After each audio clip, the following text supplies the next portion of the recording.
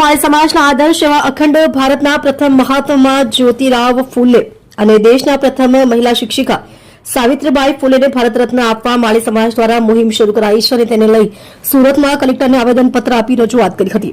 સમગ્ર ભારત દેશમાં માળી સમાજના આદર્શ એવા અખંડ ભારતના પ્રથમ મહાત્મા જ્યોતિરાવ ફૂલે અને ભારત દેશના પ્રથમ મહિલા શિક્ષિકા સાવિત્રીબાઈ ફૂલેને ભારત રત્ન અપાવવા માટે માળી સમાજ દ્વારા મુહિમ ચલાવવામાં આવી રહી છે। તેના ભાગરૂપે ગુજરાતમાં પણ સમસ્ત માળી સમાજ મહામંડળ ટ્રસ્ટ ગુજરાત દ્વારા છેલ્લા ઘણા સમયથી મહાત્મા જ્યોતિરાવ ફૂલે અને સાવિત્રીબાઈ ફૂલેને ભારત રત્ન આપવા માટેની માંગ વધુને વધુ બુલંદ કરવામાં આવી છે।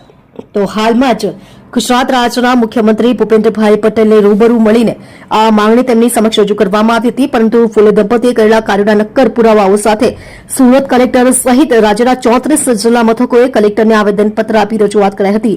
તો આ રજૂઆત કરવા મોટી સંખ્યામાં માળી સમાજના લોકો પણ જોડાયા હતા। તમે જોઈ રહ્યા છો DNY ન્યૂઝ ચેનલ રમનદીપ કૌરની સાથે।